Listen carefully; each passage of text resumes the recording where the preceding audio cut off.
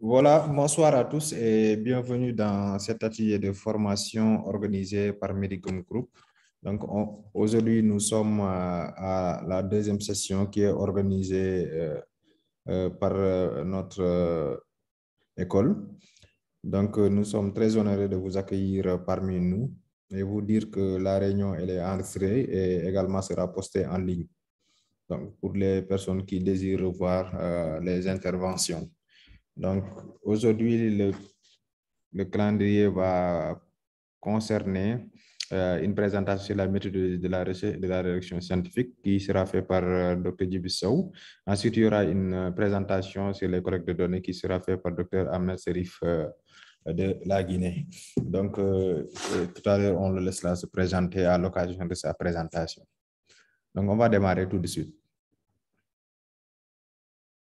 Voilà. Donc, la présentation d'aujourd'hui est intitulée Méthodologie de la recherche scientifique, mais également, on parlera dans cette présentation des aspects importants de la rédaction scientifique.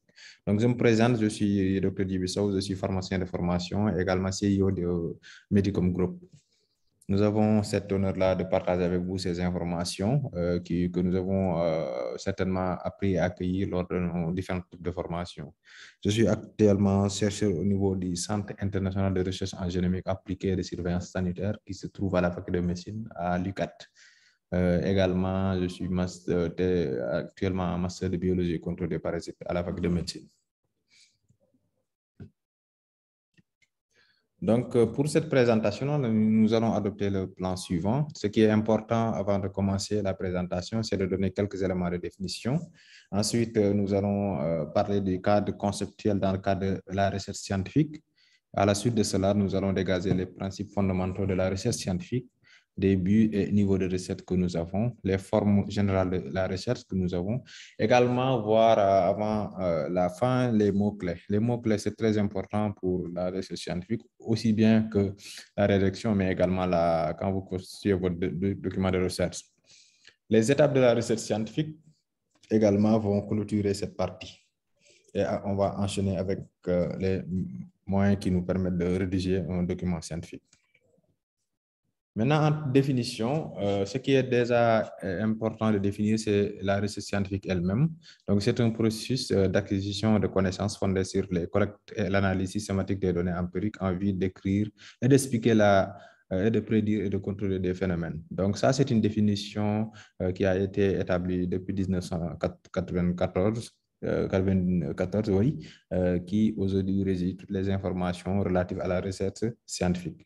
Mais nous n'avons pas que cette définition-là. La recherche scientifique est également définie comme étant une méthode d'acquisition de connaissances. Donc, elle permet à l'homme d'acquérir des connaissances nouvelles, mais également, elle permet de retrouver tout ce qui est information dans le domaine médical. C'est-à-dire d'une façon d'apprendre et de connaître le monde qui nous entoure. Donc, c'est essentiellement important. Une dernière définition par rapport à la recherche scientifique, c'est une activité qui vise à l'avancement des connaissances théoriques que nous avons. Donc, au-delà de ça également, c'est en fonction des règles de la logique. Pour être scientifique, la recherche doit donc faire avancer les choses en respectant certaines règles. Ça veut dire quoi? Ça veut dire que quand vous êtes étudiant, vous êtes en train de préparer votre master ou bien vous êtes en train de préparer votre thèse, ce que vous allez fournir, ça doit répondre à des critères, donc des règles bien établies, mais également ça doit répondre à une valeur scientifique, c'est-à-dire qu'il faut ajouter quelque chose à ce qui existe déjà. Donc, ce n'est pas pertinent et c'est très impertinent de mener une recherche scientifique qui est basée sur des choses qui sont bien maîtrisées et qui sont bien connues. Donc, c'est dans ce sens-là. Maintenant, c'est quoi le cadre conceptuel? Le cadre conceptuel, c'est un élément essentiel dans la recherche scientifique que vous préparez votre master, votre doctorat ou bien votre projet de recherche. C'est important que vous connaissez cet aspect-là.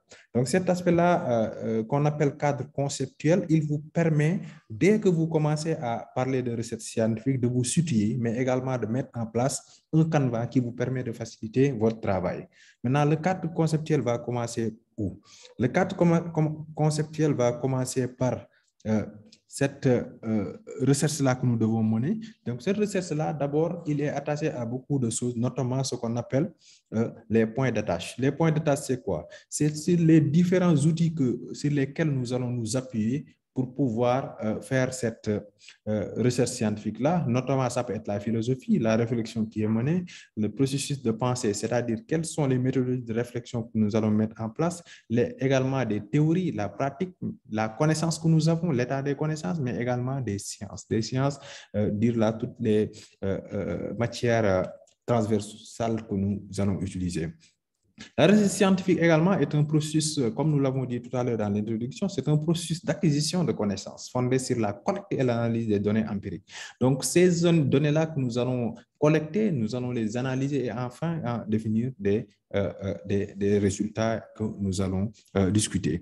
Maintenant, toujours la recherche scientifique également, elle a un but. Quel est ce but-là? Donc, ce but-là peut être de découvrir et de décrire. Découvrir quoi? De nouveaux phénomènes. Découvrir quoi? De nouvelles informations. Découvrir quoi? Découvrir des nouveautés par rapport à notre environnement. Il y a également, la recherche scientifique peut être aussi pour explorer, pour expliquer des phénomènes. Donc, si on observe des phénomènes, on peut également essayer à travers la recherche scientifique, essayer de les décrire et de les expliquer. Il y a également un aspect de prédiction et de contrôle de phénomènes. Donc, on peut prédire des événements. Je donne un exemple très simple. Aujourd'hui, on voit une consommation élevée d'aliments en sucre. On peut nettement prédire que dans quel nombre d'années on peut avoir une population qui sera obèse ou bien qui sera en phase diabétique. Il y a également différentes formes de recherche scientifique que nous avons, ce qu'on appelle la recherche fondamentale appliquée, la recherche quantitative, qualitative, expérimentale ou non expérimentale. Il y a également des principes de base qui doivent toujours régir la recherche scientifique. Ces principes de base, c'est quoi? C'est dès l'entame de votre recherche de poser une question qui est pertinente. Donc, la question doit être pertinente. Avoir également, quand vous écrivez votre projet théorique, ce projet théorique-là doit avoir un lien direct avec ce que vous avez trouvé dans la pratique. Les méthodes également que vous utilisez doivent être appropriées, respecter à certaines démarches scientifiques, mais également respecter l'éthique et la déontologie. Les démarches également doivent être logiques. La science également, c'est ça. Vous devez comprendre et pouvoir expliquer ce que vous faites. Et également général, c'est-à-dire les résultats de la recherche doivent être appliqués partout où vous serez. Maintenant, quels sont les principes fondamentaux de la recherche? Maintenant, les principes fondamentaux de la recherche sont régis par des écoles, notamment le National Research Council des États-Unis d'Amérique. Donc, depuis 2002, il a mis en place une théorie qui permet de dire quoi? Un énoncé d'une question pertinente pouvant être examiné de façon empirique, c'est ça les principes fondamentaux d'une recherche scientifique, mais également un maintien des liens entre la recherche et la théorie, mais également des méthodes appropriées pour répondre à la question que nous allons poser. Toujours dans ce cadre-là, les principes fondamentaux doivent être régis par une démarche de raisonnement logique, une répétition visant à la généralisation, mais également un caractère transférable, c'est-à-dire le fait de pouvoir appliquer les recherches dans différents environnement. Il y a également une dissémination et l'examen critique pour une meilleure utilisation. Par exemple, quand vous fournissez des résultats scientifiques, là, ces résultats scientifiques-là doivent être critiqués et améliorés. Maintenant, qu'en est-il de l'objectif ou bien des buts et les différents niveaux de recherche que nous avons? La recherche peut être descriptive, mais également elle peut être à visée découverte. La découverte est basée sur quoi? C'est une exploration. Une exploration ou bien des connaissances qui sont mal acquises. Donc, ces connaissances-là qui sont mal établies ou acquises, on peut s'orienter vers une recherche descriptive pour essayer de les comprendre ou bien rétablir, entre guillemets, la vérité. La recherche également peut être la description, elle va déterminer la nature et les caractéristiques. Elle peut également être utilisée pour mesurer l'ampleur d'un phénomène donné. Toujours dans le cadre des buts et niveaux de recherche que nous avons, l'exploration et l'explication des relations, c'est-à-dire la recherche peut être utilisée pour expliquer des phénomènes, c'est-à-dire des relations entre deux entités, soit entre un homme et un animal, c'est-à-dire une relation entre deux espèces qui ne sont pas du même genre, etc. La recherche scientifique également peut être utilisée pour expliquer l'existence, c'est-à-dire des relations que nous avons théorisées. La recherche scientifique également peut être utilisée dans le but d'une prédiction et de contrôle. Euh, pour cela, elle se base sur l'étude de l'évolution d'un phénomène en présence de certains facteurs, mais également l'étude des facteurs en rapport avec l'avènement d'un événement. Maintenant, quelles sont les formes de recherche scientifique que nous avons? Donc là, comme je vais être clair avec vous, nous avons plusieurs types de recherche scientifique. Donc, quand on parle de forme, on a précisé général. Donc, c'est juste, on a résumé les formes de recherche scientifique. Donc, il y a principalement deux types de recherche scientifique que nous avons, ce qu'on appelle recherche fondamentale, mais également la recherche appliquée. La recherche fondamentale, elle est basée sur quoi? Sur la production de nouvelles connaissances. Elle se base sur les laboratoires, également des scientifiques. Maintenant, la recherche appliquée, elle, quant à elle, elle aide à la décision et à la planification.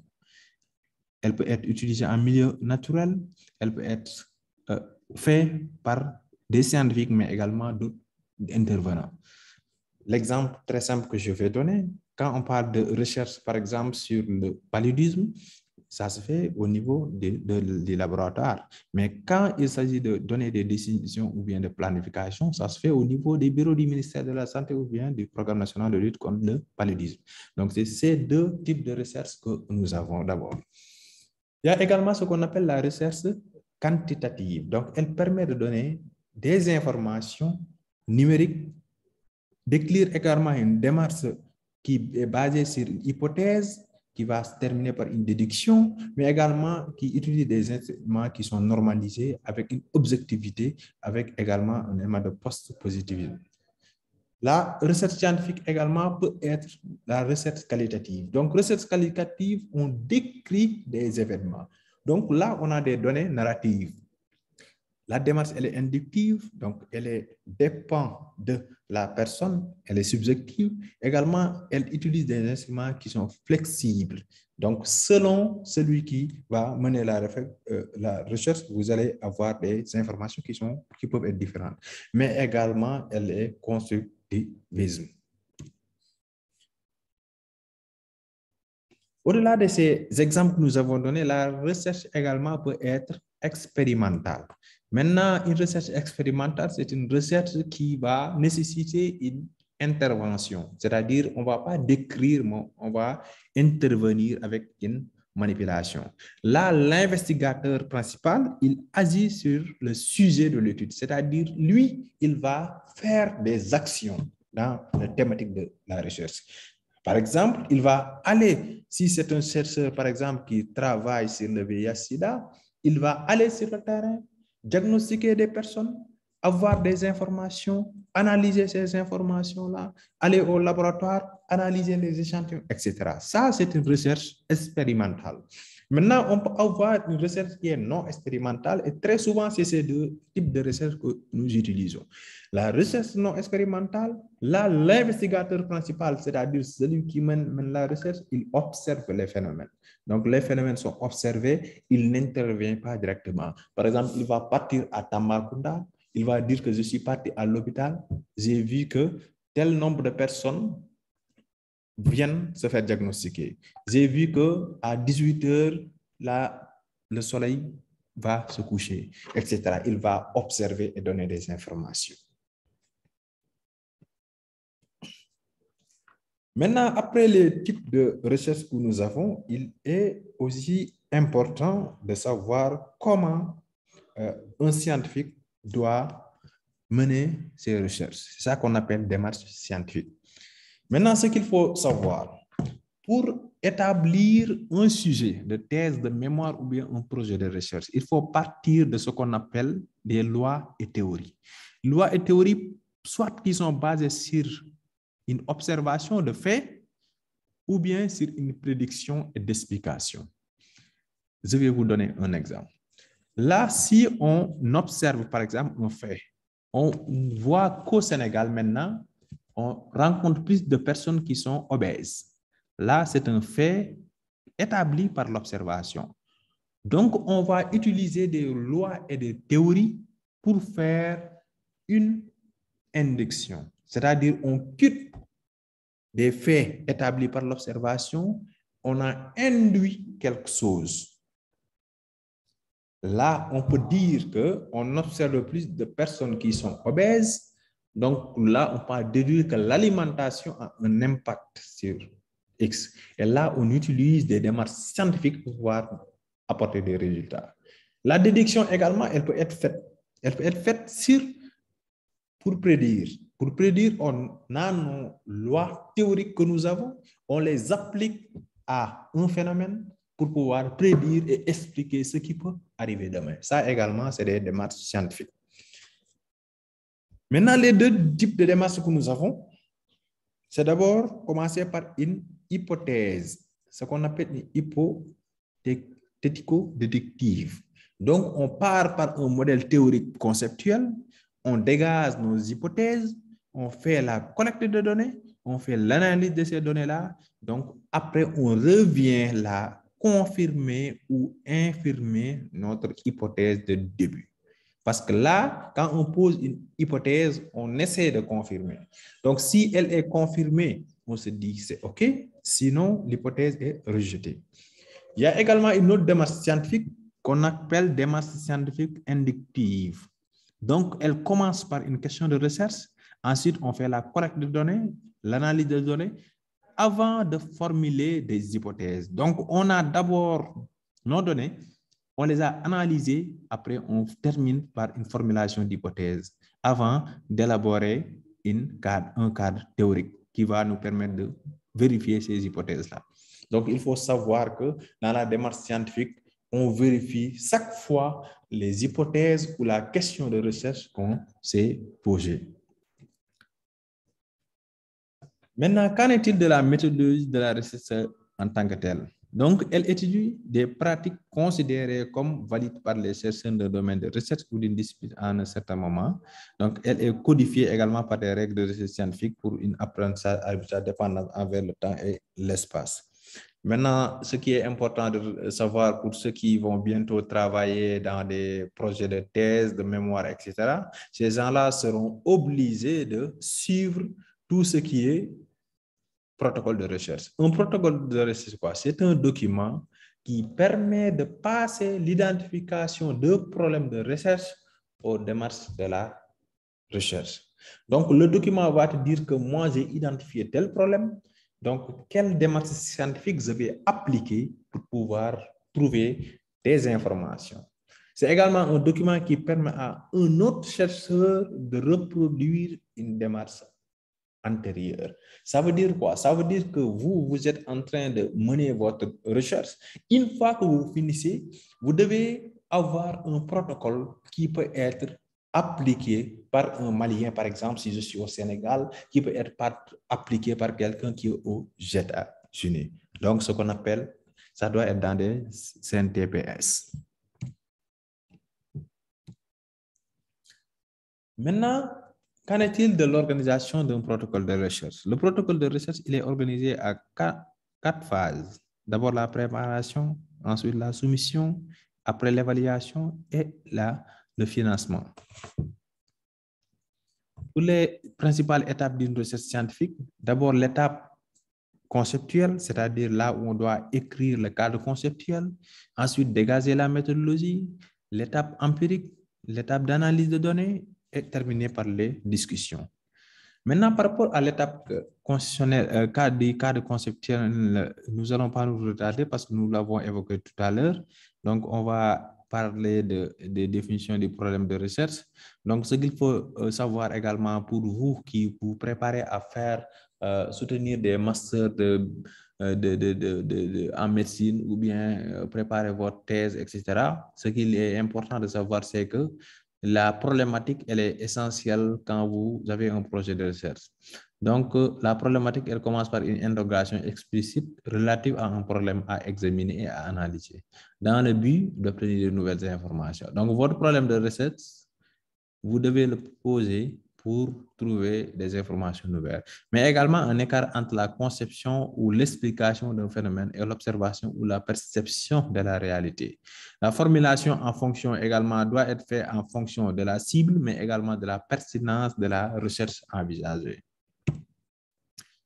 La formulation du problème est en fonction de la pertinence, que ce soit scientifique, mais également social. Il peut être porté par un problème qui est jugé, une incidence, une prévalence, une gravité importante des effets négatifs d'un phénomène donné, etc. Maintenant, quand vous faites des recherches sur les états de santé, il faut surtout savoir qu'elles visent à expliquer et à comprendre ou mesurer la santé ou des problèmes de santé. Elle étudie des états de santé et de leurs déterminants. Par exemple, conduite à différents niveaux, les cellules, les molécules, les organes, etc. Maintenant, qu'en est-il de la recherche sur les interventions? Maintenant, la recherche sur les interventions vise à expliquer et à comprendre ou développer une intervention. Une intervention, ça veut dire un ensemble d'activités organisées d'une façon cohérente dans le temps et dans l'espace. C'est-à-dire vous devez définir votre cadre d'études, mais également vous devez définir votre période d'études pour modifier une situation. Les conduites à différents niveaux également, c'est les pratiques, les techniques que vous utilisez, le programme que vous faites, etc.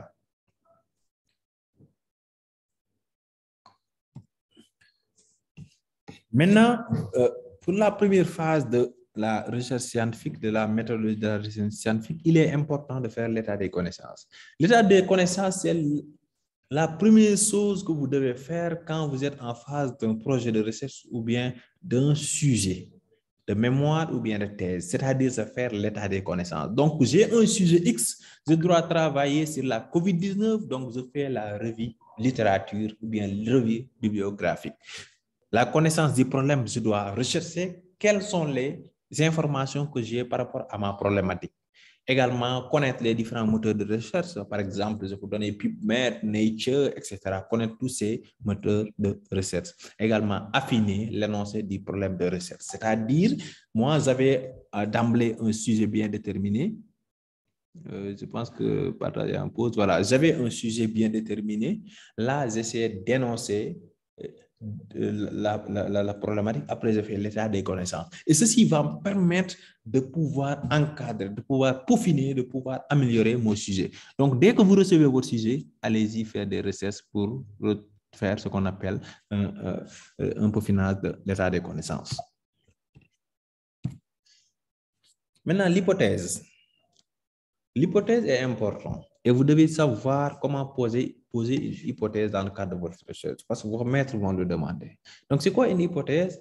L'hypothèse est une description d'une relation empirique attendue entre au moins deux variables. C'est-à-dire, on va se dire, on a deux phénomènes, deux variables que nous observons. Donc, il y a une telle relation. Donc, si cette relation-là est atteinte par tel fléau ou tel autre fléau, là, on peut avoir tel. Là, on a posé notre hypothèse. Donc, elle est formulée à partir d'une proposition de contenu dans la théorie. Donc, le fait qu'on met en place notre cadre conceptuel, là, on doit être capable de mettre en place cette hypothèse-là. Elle peut également se faire à partir d'une hypothèse nulle ou une hypothèse alternative. La formulation des hypothèses, elle peut être basée sur une transposition claire d'une proposition théorique. Par exemple, dire que, comme j'ai vu, il y a beaucoup de personnes qui ont pris du poids. Donc, si on mène des politiques de réduction de la consommation d'aliments sucrés ou gras, ça peut diminuer nettement l'obésité. Donc, c'était des hypothèses comme ça que vous allez améliorer jusqu'à avoir une hypothèse définitive. Donc, plusieurs types d'hypothèses existent. Donc, ce qu'on appelle des hypothèses indépendantes, donc des hypothèses qui n'ont pas de relation. Tu as ta problématique, tu as ton sujet, tu poses des hypothèses qui n'ont pas de relation. L'hypothèse liée par le variable indépendant, donc avoir une hypothèse qui doit être vérifiée pour pouvoir avancer sur une autre. Deux hypothèses également liées par la variable dépendante ou bien un réseau d'hypothèses, c'est-à-dire plusieurs hypothèses qui sont soit interconnectées ou pas. Là, on donne quelques exemples d'hypothèses. L'hypothèse directionnelle. L'exemple de l'hypothèse directionnelle, c'est quoi? Le port de préservatif lors des rapports sexuels réduit l'incidence de l'infection à VIH-Sida. Donc, je vais activer les micros et demander à quelqu'un d'entre vous de me dire pourquoi on parle ici d'hypothèse directionnelle avec seulement cette formulation-là. Donc, je vous écoute. Je vais vous permettre d'activer votre micro et vous allez me répondre très rapidement.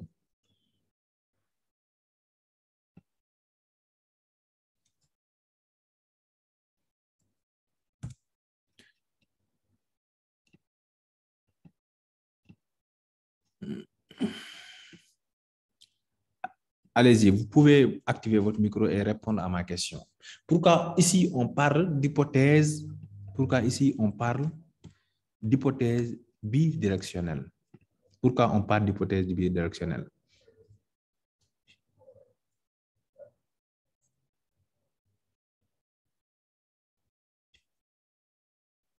Alioune Gueye, Mohamed Ba.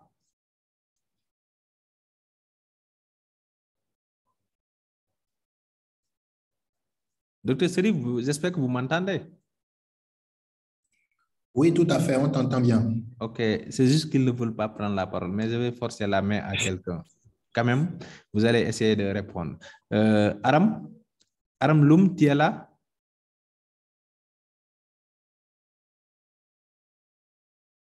Aram Loum?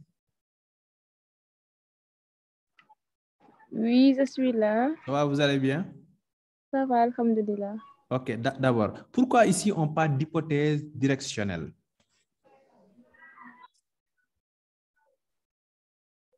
Si vous lisez l'exemple, le port de préservatif lors des rapports sexuels réduit l'incidence de l'infection à VIH-Sida. Pourquoi ici on parle de hypothèse directionnelle?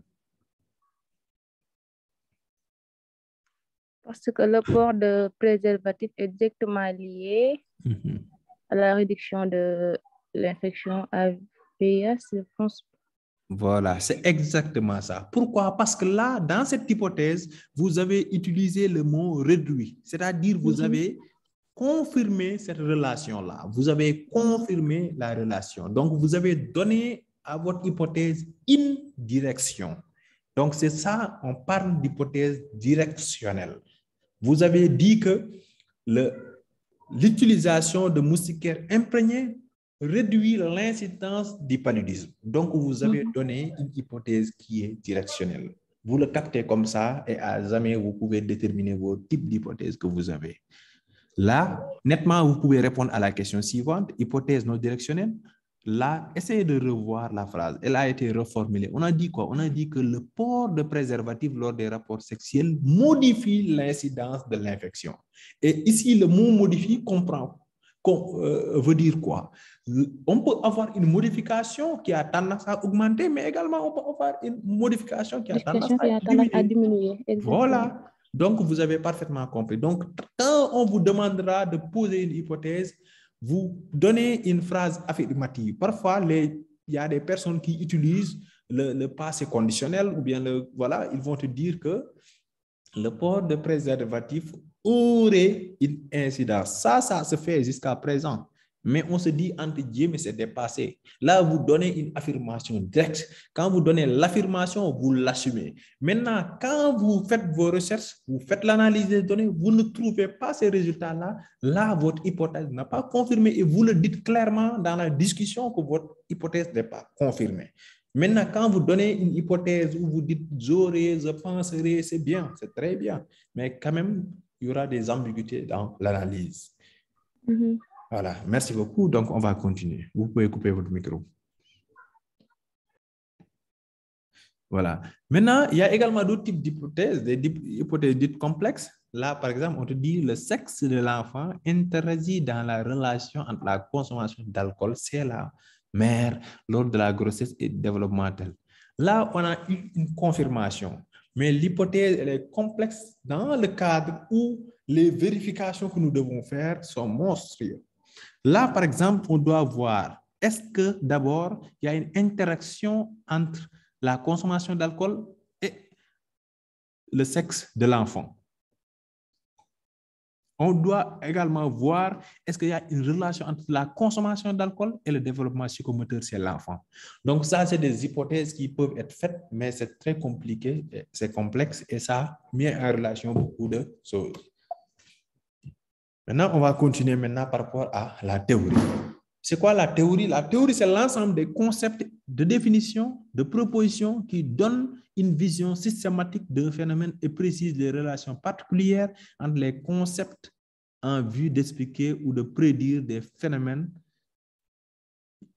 La théorie également, c'est une explication abstraite des relations qui unissent les concepts et permet de délimiter le champ de la recherche.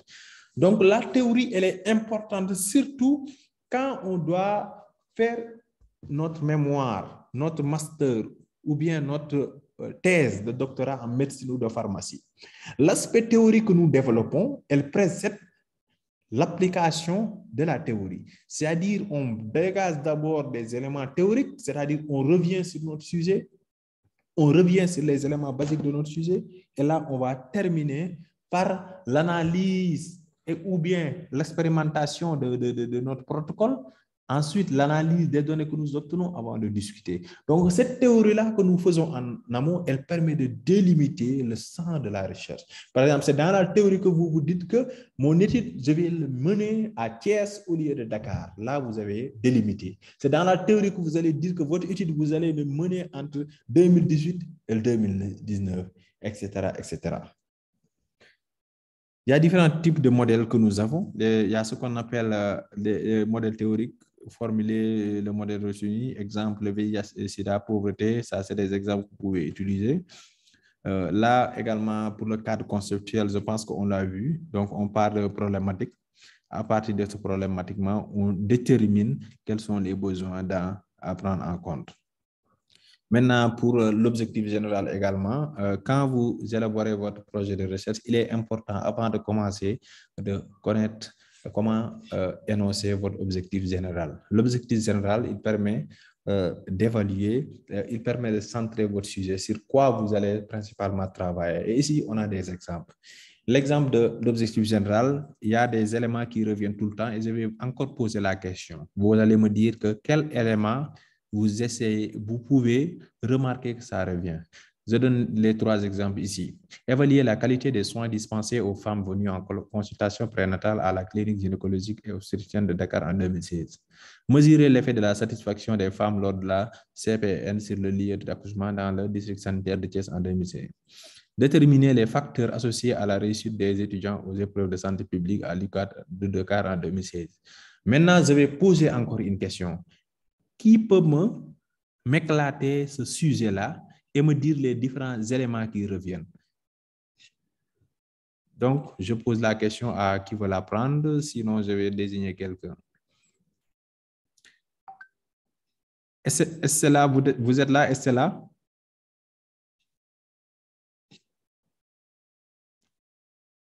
Activez votre micro, s'il vous plaît, est-ce là?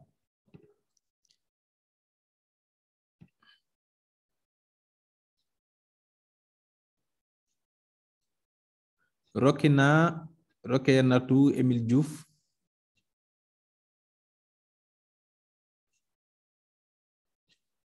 Allô? Oui, allez-y, celui qui l'a. Rokinatou, allez-y, activez votre micro.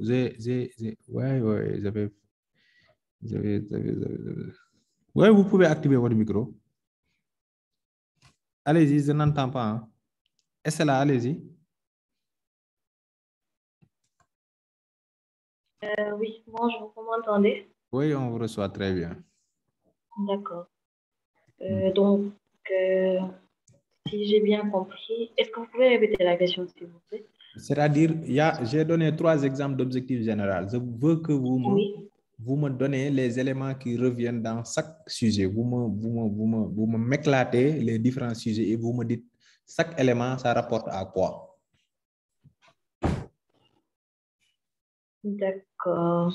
Donc, pour le premier, il y a déjà l'évaluation de la qualité qui revient également dans le deuxième, parce qu'on mesure aussi l'effet de la satisfaction satisfaction vis-à-vis des femmes. Ensuite,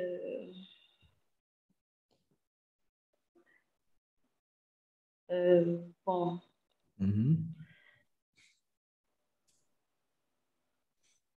Je pense que... D'accord, c'est ça. Maintenant, une question. Qu'est-ce qui revient dans les 3 sujets? Donnez-moi un mot qui revient ou bien quelque chose qui revient dans les 3 sujets. Qu'est-ce qui revient?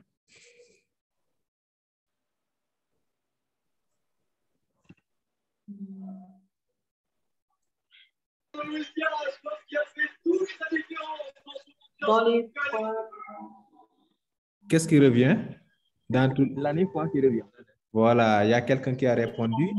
Voilà, l'année qui revient. N'est-ce pas? Est-ce que là, vous êtes là? Oui. Voilà, n'est-ce pas? L'année revient. Oui.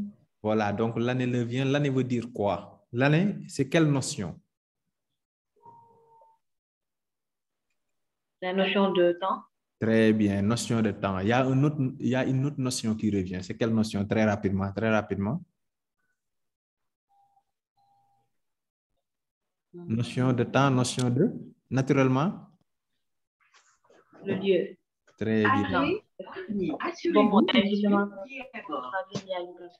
effectivement, c'est exactement ça. Exactement. Maintenant, ce que je veux vous expliquer ici, maintenant vous pouvez couper votre micro, on continue. Maintenant, ce que je veux vous dire ici, quand vous avez votre sujet de thèse, ce n'est pas une obligation, mais c'est une règle générale. Quand vous avez votre sujet de thèse, dès que vous dites à votre maître que mon sujet c'est telle chose, il doit savoir quel type d'études que vous faites, dans quel est votre cadre d'études, quelle est votre zone d'études, quelles sont votre population d'études, etc. Maintenant, là, on va ensemble éclater le sujet, essayer de l'analyser. Premier sujet, on dit évaluer la qualité des soins dispensés aux femmes venues en consultation. Maintenant, là, vous pouvez sortir la population cible. La population cible, c'est qui? C'est qui, s'il vous plaît? La population d'études? La femme venue en consultation. Très bien. Femme venue en consultation. Lieu d'études? À Dakar. À Dakar. Exactement. Voilà. C'est ça que je veux vous faire comprendre. C'est-à-dire, dans les sujets, dans l'objectif général, vous devez pouvoir sortir ces notions-là. C'est-à-dire, sortir votre cadre d'études, votre population d'études, mais également votre zone d'études, mais également la période. Parce que si, par exemple, vous aviez mis de 2016 à 2020, ça changerait totalement le sujet. Parce que le type d'études que vous avez va également changer. Donc, on continue. Prospective, quoi. Effectivement. Maintenant, pour les phases, pour les principales étapes d'une recherche scientifique également, il y a des phases méthodologiques qui doivent être appliquées. Donc, quand vous écrivez votre projet de recherche, vous devez prendre en compte surtout les éléments que je vais vous citer. Donc, si c'est un projet qui doit être déposé au niveau des bailleurs pour rechercher des financements, vous devez faire un choix d'un devis de recherche, c'est-à-dire dire quels sont vos besoins. Au-delà de cet aspect-là, dire quels sont les types d'études que vous avez. Vous pouvez avoir différents types d'études, que ce soit des études descriptives, des études analytiques, etc., avec tout ce qu'on va voir une prochaine fois, Inch'Allah. Également, vous devez spécifier votre population d'études. Comme les sujets précédents, on a par exemple les femmes enceintes. Vous devez également faire votre échantillonnage, dire quel type d'échantillonnage d'abord vous allez faire. Également, dans ce type d'échantillonnage, combien de cas vous allez utiliser, étudier, etc. La description également de variables de collecte de données. Quelles sont les variables que vous allez étudier? Est-ce que je vais me concentrer sur la démographie? Est-ce que je vais me concentrer sur la biométrie, etc. Il y a également les collectes de données. Vous avez spécifié comment vous allez faire votre collecte de données. Quels sont les outils que vous allez utiliser pour collecter des données? Et là, Dr. Sri va nettement y revenir. L'analyse des données également, vous allez en parler pour dire quelles sont les méthodes d'analyse que vous allez utiliser, quelles sont les méthodes de redressement que vous allez utiliser. La discussion également, vous devez en parler. Et terminer par la considération éthique. Parce que également, si vous parlez de projet de recherche, ce projet de recherche-là doit être soumis au comité national d'éthique qui va pouvoir voir est-ce que ce sujet-là est bon à mener ou pas. Parce qu'il y a d'autres sujets qui ne le sont pas. Il y a également différentes phases qui doivent être respectées. D'abord, la phase empirique qui va consister à aller sur le terrain, faire le recueil des données sur le terrain. Par exemple, vous allez sur le terrain, vous faites, par exemple, une étude sur le VIH-Sida, vous allez dans une zone où il y a une prévalence élevée, vous retrouvez vos patients, vous les diagnostiquez, vous prenez les informations que vous voulez, les échantillons que vous voulez, vous faites le recueil des données. C'est ça qu'on appelle phase empirique. Après cette phase empirique-là, vous avez une phase analytique qui te permet, une fois au laboratoire ou bien dans votre bureau, de faire l'analyse des données par une préparation, l'analyse, et ensuite vous faites une interprétation des résultats. Quand vous terminez d'analyser les résultats, vous faites une discussion. Une discussion, vous donnez les résultats que vous avez, mais également vous donnez des explications à ces résultats-là. Ensuite, vous comparez les résultats que vous avez avec d'autres types de résultats. C'est ça qu'on appelle transférer les connaissances et utiliser des résultats probants. Maintenant, en somme, on va dire que la recherche scientifique est nécessaire au développement de la connaissance et l'amélioration des pratiques professionnelles et des démarches rigoureuses, seules garanties à l'atteinte des objectifs.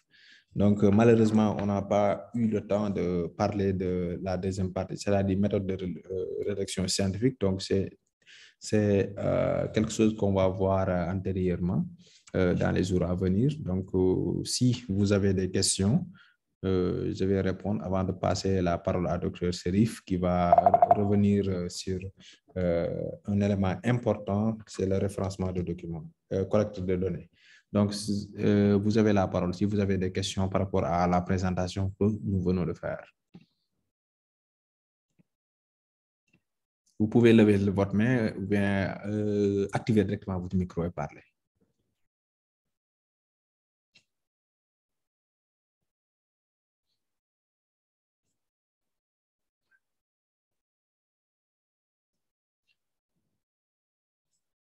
Oui, est-ce que quelqu'un veut intervenir? Vous pouvez également écrire sur le chat